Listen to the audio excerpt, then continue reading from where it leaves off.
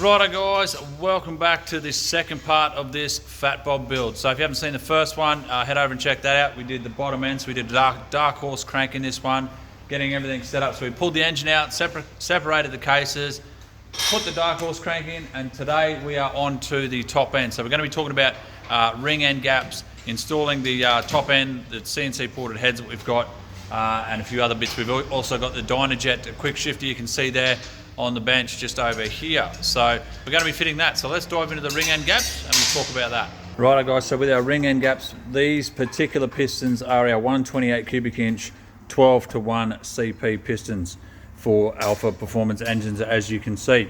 Now, as most of you are aware, the typical rule of thumb for ring end gap is 4 thousandths of clearance per inch of bore.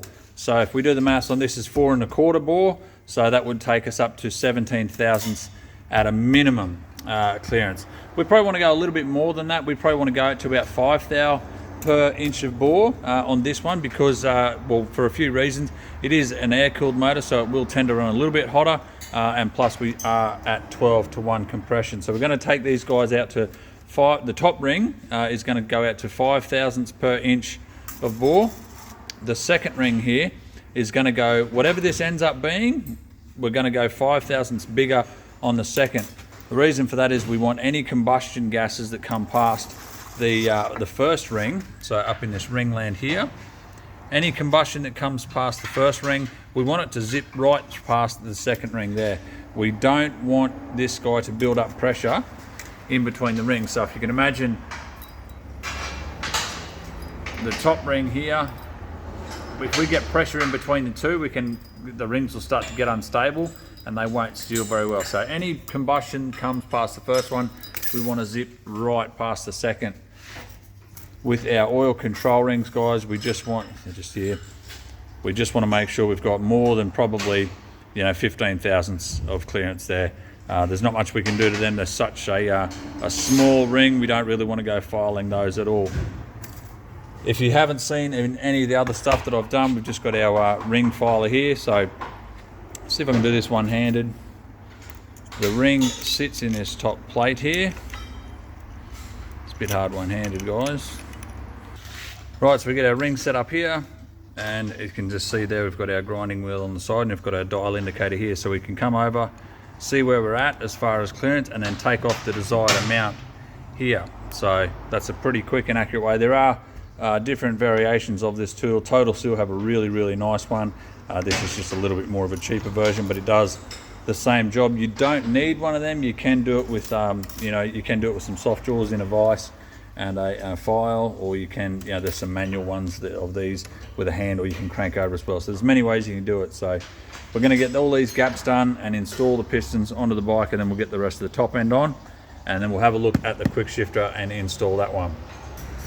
Forgot to mention, guys, doing the ring end gaps, we're going to be using this Elliott Motorcycles tooling here. So he's got a bit of a range of tools here. You can see professional engine building tools. They're pretty cool. I will provide a link in the description where you can get these. But basically what this guy does, we set it up.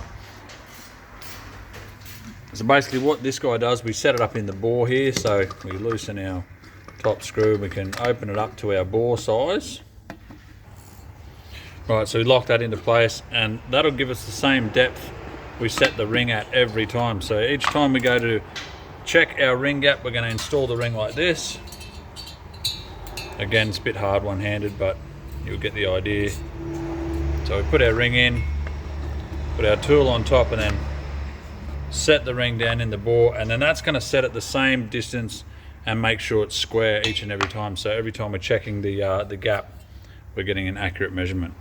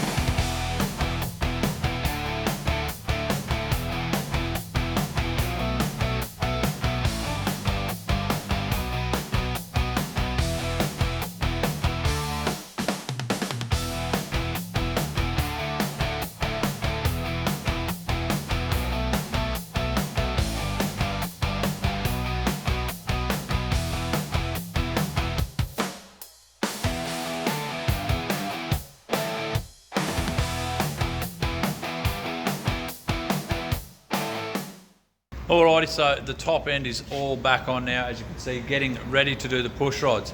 Now on that note with the push rods, the camshaft. So originally we were going to be running, originally the bike, on the initial build, it was running the CR515 here.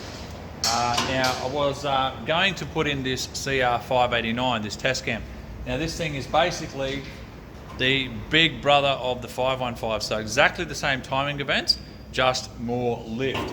So given that fact, now that I've got the correct specifications for this cam, it's not going to work with this setup. So this thing being 12:1, this 589 closes too soon. So we're going to be looking for something a little bit later intake close, plus a little bit more duration and a bit more lift. So what we're going to do, I think, I'm going to go to the drawing board for a minute, but I will in the next video to work out exactly what we're going through. But it looks like going to be going to Chris Reaver's 544 rocket cam. So I've used that before in a 131 build. It was really, really good. I think it'll go really well in this one at 12:1. But look, we'll move on over here. We'll check out this quick shifter and get that thing installed. All right, so a bit of a look here, guys. So we have the new shift rod here. This guy goes in place, obviously, of the OEM one here, so that just fits in there. And our little interrupter box here. So basically this guy has a few settings we can change on the back here.